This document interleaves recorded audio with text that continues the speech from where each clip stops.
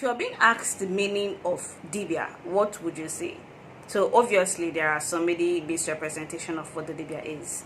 The Dibia, according to Nollywood, is somebody that wears red clothes, sings incantation, lives in a thatch house, and makes a lot of noise. And not just making a lot of noise, but also performing some mystics, amancy. And that is a person, that's the image of who a Dibia is. Now, when I tell another person that a Dibia is a man who is actually educated, schooled abroad, came back and decided to answer this cosmic call of Awo and decided to set up office and work for somebody. It's a calling, it's a divine calling. Now people will look at me as somebody that is being insane, because an educated person can never be a Dibia. In the Christian mind, or to a Christian Igbo, that is something that they've never experienced, and that is something they have to fear. Now, this Nollywood representation of who a Dibia is actually eroding the real definition of what a Dibia is. Now, first of all, the word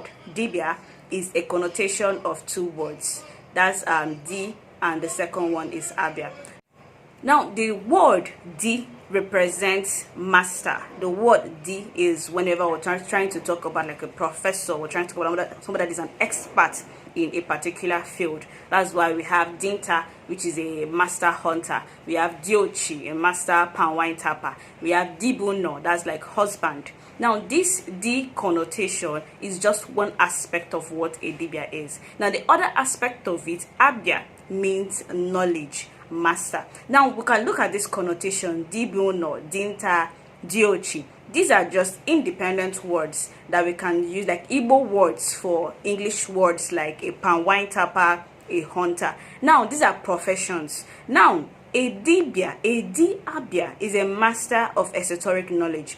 When you join the two words Di and join the second one Abia, we're now looking at it as master of esoteric knowledge, because we look at Dibia as people that have access to the cosmic knowledge, access to cosmic informations, and by that virtue, the knowledge that they have is not something ordinary. It's not something we can find in the books. It's something that is coming as by the effect of their profession. So this is why we have Diabia as masters of esoteric knowledge. Within the Dibia profession, there is a lot of subcategories that are within it. A Dibia cannot necessarily be a Dibia Borobu, a Dibia Fa, a Dibia Ara, all those kinds of connotations. But rather, under this umbrella of Dibia, there are subcategories, and these subcategories are manifested through the Awo of that individual. For instance, a Dibia is a general name for a person that has Awo. Now Awo, we refer to Awo as Agbara Ketere Akonuchi. So when we look at Awo as Agbara Ketere Akonuchi, we have to also understand that you have to know who the kind of Dibia a person is based on the Awo possession of that individual, or based on the onatology of that person. So that means we have Awu Borowu,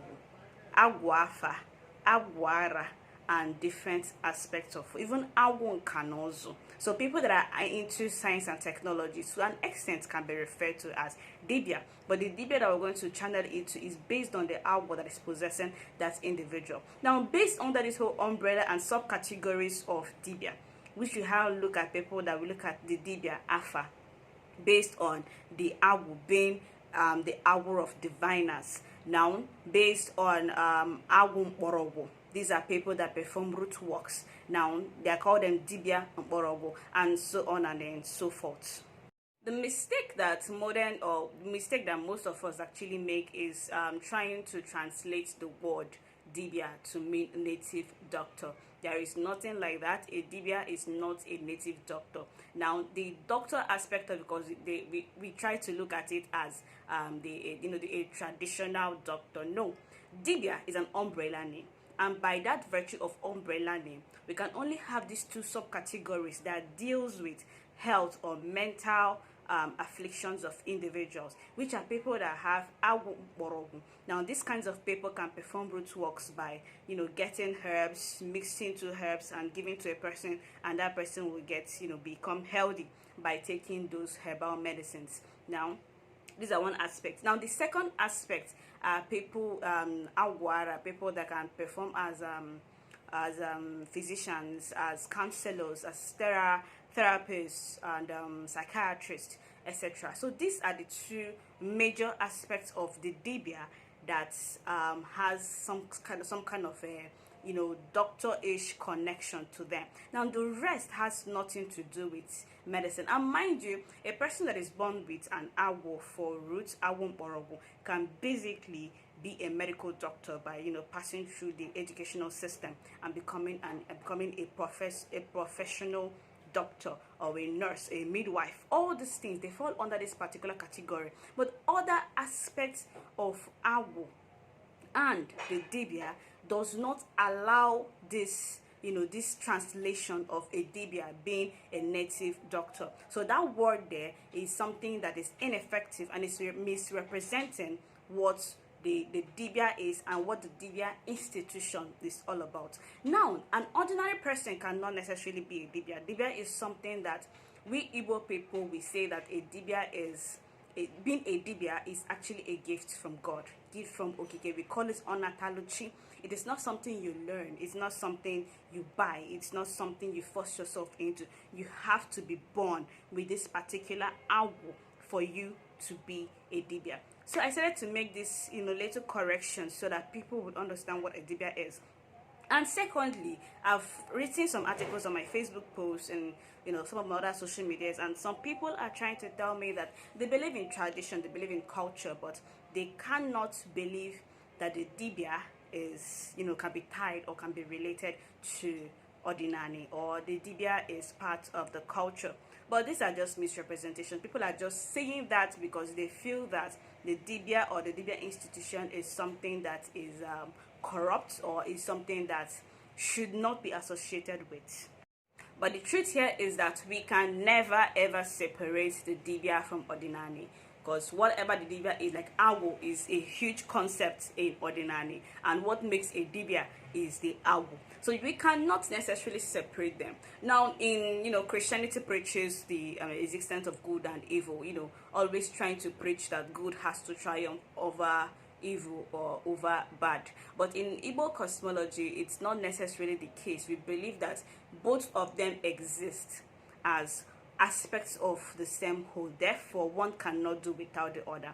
Their good exists because bad or evil exists, and evil exists because good exists. So by all means, there are Dibias who are good, and there are also Dibias who are, you know, evil. Now what happens here is that it's not necessarily the energy or the knowledge that are tapping into. The problem here is that what the Dibia taps into is cosmic knowledge. A Dibia is powerful because his Irumo, or his ancestors, or the spirits that, you know, the Awo essence within him is powerful. So a Dibia is not necessarily powerful, but what makes a Dibia powerful is the extent of knowledge, cosmic knowledge, that this individual has. So which means that a Dibia has the knowledge of good and a Dibia has the knowledge of evil. So that's why we have this aphorism that says that Dibia na wo a Dibia that can save you can also kill you, or a herb that can save you can also kill you. So this means that these two people, or these two distant concepts, would always exist, you know, within our social system. It is not our place to actually fight it, but it's our place to understand that there are consequences for every actions. That's why karma is always attached to an individual. And when we also look deeper into the concept of a generational cause, through the lens of reincarnation, would also understand that the essence of these generational causes is also you reincarnating into this world to basically meet, you know, your cosmic karma. So when our ancestors place all this concept, you know, you look at it in a fresher lens, or a different, you know, coming from an ordinary perspective, because you cannot understand this concept if you're a Christian, or if not actually taking your time to actually research, observe, not just being an armchair critic, but actually observing, participating, and understanding what we are actually practicing or what we are actually doing in our system, you will never actually understand it. You will always connect or perceive ordinary practices or the Dibia as an institution, as a demonic institution. But when you understand that a Dibia is just a master of esoteric knowledge, which means that the Dibia is a master of knowledge, and what makes a Dibia powerful is this aspect to the universe. And also the Dibia's talent, the Dibia's calling is something that was gifted. It's called onatology. It's what God or what Okike has given to this person. You cannot buy it and you cannot purchase it. So which just means that ordinary on its own is the way of life of Igbo people, and it's not necessarily demonic. It is not demonic, and it's solely individualistic. So which means that you reap what you sow. It's not a situation where we preach an utter goodness. We preach that everybody has to be good, and every or any Dibia that knows his words, that knows the consequences of these actions, will know well enough not to dabble in some of this ajogo or say poison and senaja that they basically throw around everywhere. So for those of us out there that are looking at the institution of the Dibia as something that is evil, as something that is devilish, I think it's time for us to reconsider and understand that it is not the institution of the Dibia that is devilish or evil, but it is the person, the individual that is tapping into this cosmic knowledge, the individual that is tapping into this energy. That is the person that should be blamed, and not the institution as a whole. If you like these kinds of content, follow for more.